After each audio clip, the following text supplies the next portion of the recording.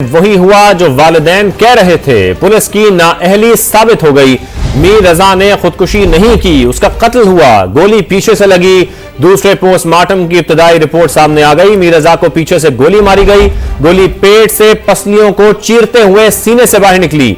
Postmortem report में लिखा गया कि मीर रजा के जिस्म पर तशद्दुद के निशानात भी पाए गए। मीर रजा के पांव पर भी गोलियों के निशान मिले हैं। जिस्म के निचले हिस्से पर खून के धब्बे भी मौजूद हैं। जबड़े के हिस्से में गहरी चोट और जख्म भी मौजूद है।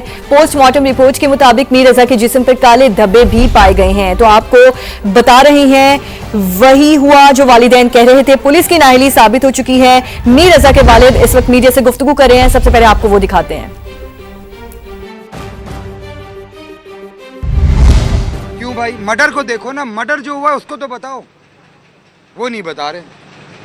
तो सर साहब ये मुझे बताया कि सिंध गवर्नमेंट की तरफ से कोई सपोर्ट मिली अब तक? नहीं जी, कोई गवर्नमेंट की तरफ से कोई चीज़ नहीं मिली है, ना सीएम हाउस की तरफ। हाँ, अगर सीएम जो है वो सिंध जो है इसकी शफाफ जो है तहकीकात के लिए शफाफ किस्म के ऑफिसर्स को लगाएं।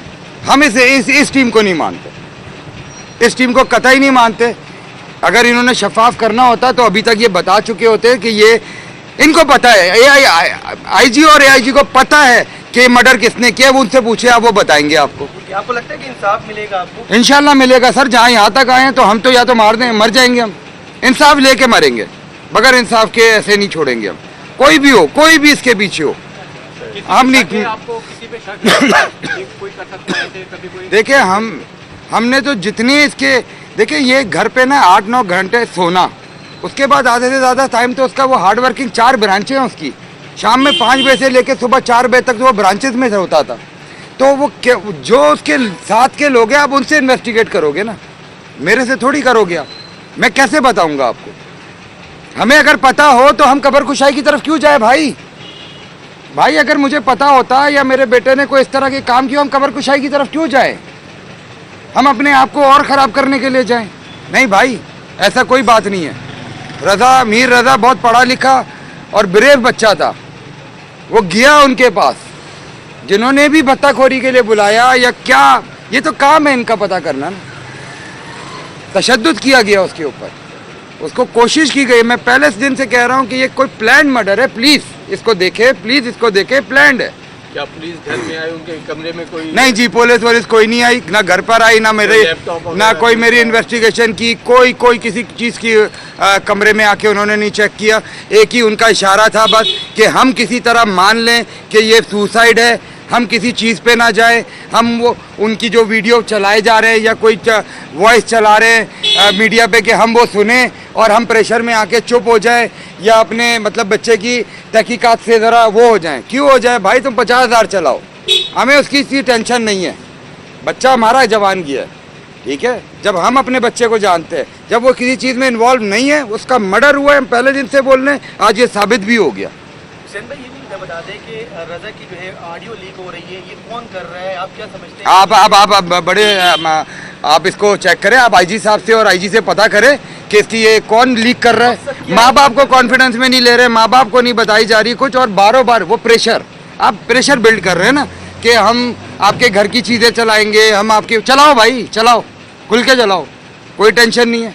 मेरे नंबर भी हैं, सबके नंबर हैं, चलाओ, निकालो, वॉइसेस चलाओ, क्या फ़र्क पड़ेगा उससे? कौन सी ऐसी वॉइस से आपको लग रहा है कि उसमें जो है ना प्रोफेशनल बात हो रही है, कारोबारी बात है, पैसे लेन देन? यार सभी करते हैं भाई, उसमें मर्डर की क्या बात है? ये एक मेंटली टॉर्चर देना जो ये टीम दे रही थी, समीउल्लाह साहब देना इसका जवाब। SIU और CIA के जो चीफ बने बैठे हुए, देना इसका जवाब। नहीं भाई ऐसी बातें नहीं। हमें मर्डर जिसने किया है वो सामने लाएं और टीम बनेगी, शफाफ टीम बनेगी। एज पर जिब्रान नासिर जो एडवोकेट है, उन्होंने भी यही बात बोली। इंशाल्लाह हम मंडे को इस पर इम्प्लीमेंट पे भी जाएंगे। अगर इस दौरान IG या AIG या CM साहब कोई शफाफ टीम बना देते, हमें समझ आता है, तो मोस्ट वेलकम। बिल्कुल, मैं फिर आपसे कह रहा हूँ कि पुलिस में हर कोई करप्ट नहीं है। बहुत अच्छे लोग हैं जिन्होंने वो किसी के इन्फ्लुएंस में नहीं आते हैं। तो इंशाल्लाह जहाँ यहाँ तक पहुँचे, आगे भी उसको इंसाफ दिलाने के लिए जहाँ तक जाना पड़ा जाएंगे, इंसाफ मिलेगा और वो सामने आएंगे जिन्होंने ये हरकत की है, लाएंगे, चाहे वो जितने भी असर रसूख वाले हो। अब नहीं चलेगा ये, अब नहीं चलेगा ये, बिल्कुल नहीं चलेगा। आईजी साहब आपसे राब्ता में है इसी गवर्नमेंट के कौन राब्ते में? राब्ता में है अब तक? किसके राब्ते में? आपके राब्ते में है? अबे भाई वो टीवी पे ही राब्ते में, मीडिया में ही राब्ते में है वो।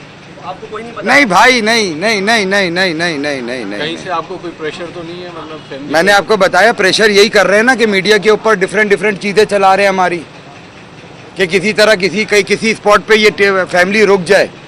नहीं भाई तुम चलाओ, हमें उन चीजों से कोई टेंशन नहीं है। जजेस तकरूरी के लिए पीपल्स पार्टी से नाम लिए गए मगर तैनाती नहीं की गई। नईर बुखारी का प्रोग्राम मेरे सवाल में इल्जाम, कहा जुडिशल कमीशन के कुछ अरकान ने हमारे मेंबरान से अंडरस्टैंडिंग की थी। बैरिस्टर कमर सब्जवारी का नाम टॉप लिस्ट पर था। जो समरी भिजवाई गई उसमें एक जज पर करप्शन के इल्जाम थे। सदर ने ठोस बुनियाद पर समरी रोकी रखी। जुडिशल कमीशन के जो मेंबर्स हैं, कुछ इन्होंने अंडरस्टैंडिंग की थी हमारे मेंबर्स के साथ। जो हमारी सिफारिशात थी, जो ये पार्लियामेंट्री लीडर से मांगते थे, वो नाम पाकिस्तान पीपल्स पार्टी ने भी दिए। लेकिन पीपल्स पार्टी के दिए हुए नामों को इन्होंने न तो कंसिडर किया ना उनको अपॉइंटमेंट की। Barrister Qamar Sabzwari top on the list, ठीक है जी। तो लेकिन अभी जो इधर इनके जेसीपी में जो रिकमेंड किए नाम, वो एक जो जज उन्होंने अप्रूव किया उसके बारे में करप्शन के एलिगेशन है। तो फिर क्या इसका हल क्या निकलेगा? आप एतराज़ात लगाएंगे सदर आसिफ अली जरदारी साहब? वापस भेजेंगे समरी? अगर वो वापस भेजे तो they will have to reconsider it, but it can not be reconsidered. Now point is this के अंडर द कॉन्स्टिट्यूशन जो बंदा उसका टर्नओवर एक्सपायर कर गया, ठीक है जी, ठीक है, उसको कंफर्मेशन नहीं मिली, तो ही इज नो मोर जज। ठीक है, वो कितने इफेक्ट होंगे ये वाले? वो 4 तो पेशावर के हैं, ठीक है, 2 सिंध के हैं। नाज़रीन, मौक़िफ़ समा की स्क्रीन पर आया और छा गया। जी हाँ, बात हो रही है समा टीवी के नए प्रोग्राम मौक़िफ़ की, जिसके मेज़बान हैं नामवर एंकर पर्सन जावेद चौधरी और मारूफ इन्वेस्टिगेटिव रिपोर्टर अब्दुल सत्तार खान साहब। प्रोग्राम मौक़िफ़ ऑन एयर होते ही नाज़रीन के दिलों में घर कर गया। पहले ही शो ने रेटिंग चार्ट पर पहली पोजीशन हासिल की। दूसरा शो भी चंद पॉइंट्स के फर्क से टॉप पर ही रहा। इस शानदार कामयाबी का राज क्या है, ये सब कुछ जानने के लिए हमारे साथ स्टूडियोज में खुद मौजूद हैं प्रोग्राम मौक़िफ़ के एंकर पर्सन जावेद साहब और सत्तार खान साहब मौजूद हैं। आइए इनसे बात करते हैं। जावेद साहब, कहिएगा, नया शो आया समा पर मौक़िफ़, एक नए अंदाज के साथ आया और आते ही तहलका मचा दिया। इस शानदार कामयाबी का राज क्या है? जो पहली जो रीज़न है वो अल्लाह ताला है, और उसने बड़ा ख़ास करम किया, ख़ास रहम किया उसने हम पे, और उसने इज़्ज़त से नवाजा। लिहाजा जब कुदरत की तरफ से अच्छा हो जाए तो फिर सब चीज़ें अच्छी हो जाती हैं। तो पहला क्रेडिट तो बारी ताला का है, जिसने हमें इस काबिल समझा कि उसने इज़्ज़त अनायत की। दूसरी रीज़न जो है वो हमारा जो शो है उसका फॉर्मेट मुख्तलिफ है। ये वो फॉर्मेट है जो टेलीविज़न इंडस्ट्री है उसमें मिसिंग था, और ये एक बहुत अच्छा कॉन्सेप्ट दिया, और ये राशिद महमूद साहब को क्रेडिट जाता है जो यहाँ पे director news and current affair है। ये उनका ब्रेन चाइल्ड है, और उन्होंने सब इसको डिज़ाइन किया था, और वही स्टार साहब को लेके आए, उन्होंने ही मुझसे रब्ता किया था। और मैं बड़ा हैरान था कि एक डिफरेंट किस्म का एक प्रोग्राम लाना चाह रहे हैं और इतना रिस्क ले रहे हैं। तो लेकिन वो बहुत ज़्यादा कॉन्फिडेंट थे राशिद महमूद साहब, और मैं उनको मुबारकबाद पेश करता हूँ कि ये उनका कमाल है। तीसरा ज़ाहिर हमारी टीम है और वो मेहनत करती है, जो प्रोडक्शन टीम है इन लोगों का बड़ा कमाल है। हमारे जो रिसर्चर हैं वो सारा दिन मेहनत करते हैं, हमारे प्रोड्यूसर बड़ी मेहनत करते हैं, हमारे एग्जीक्यूटिव प्रोड्यूसर बहुत मेहनत करते हैं, स्टार साहब सारा दिन दफ्तर होते हैं यहाँ पे, वो मेहनत करते हैं। और चौथा जो है ना, आप सबका क्रेडिट है, मेरा ख्याल है आप सबको मुबारकबाद पेश करते हैं। और ये खुशी क्योंकि आपके लिए हम सिर्फ उसमें एक एक्टर हैं, एक एलिमेंट हैं, और एलिमेंट जो होता है उसको कोई बहुत बड़ा कमाल नहीं होता, हम सिर्फ सोल्जर हैं यहाँ पे। आप लोग रन कर रहे हैं इस पूरे चैनल को, लिहाजा आपको भी आपका क्रेडिट है, आपको मुबारक हो। सत्तार खान साहब, आप कहिएगा, आप बाकी शो से इस शो में क्या डिफरेंट लगा, और इसके अलावा क्या ऐसा था इस शो में जो ऑन एयर होते ही तहलका भी मचा दिया, और क्या डिफरेंट करता है बाकी शो से? ये पहले दिन की मेरी अपनी फीलिंग थी इस शो के बारे में। जब पहली दफ़ा ये शो हुआ था तो मैंने अपने प्रोडक्शन टीम को कहा था, मौसम को मैंने कहा शो अच्छा हुआ है या अच्छा नहीं हुआ इसके बारे में मैं नहीं कह सकता, लेकिन इस तरह का शो मेरे ख्याल में पाकिस्तान में कहीं नहीं हो रहा। अब ये जो मौक़िफ़ जावेद चौधरी साहब का होगा, मेरा होगा, अभी हमारे मौक़िफ़ का टकराव नहीं हुआ। आने वाले दिनों में इस मौक़िफ़ का बाकायदा टकराव होगा। और साथ साथ एक और बात भी बता दूं कि राशिद ने आइडिया दिया था कि ये उनका है, उन्होंने डिज़ाइन किया था कि यार इस तरह का शो होना चाहिए, लेकिन एक्चुअली ये शो अल्टीमेटली ये कहाँ पर किस शक्ल में सामने आएगा ये शो खुद डिटरमिन करेगा, ना वो जावेद चौधरी साहब के पास का कंट्रोल होगा ना मेरे पास होगा। तो इसलिए ये एक ज़रा डिफरेंट हटके है फॉर्मेट। उम्मीद करते हैं कि जैसे शुरू में आते ही हमने कुछ ऐसी बात की जिसकी वजह से आप हमसे बात कर रही हैं, तो आने वाले वक्तों में भी हम ऐसा ही काम करें कि आप हमसे बात करते रहें।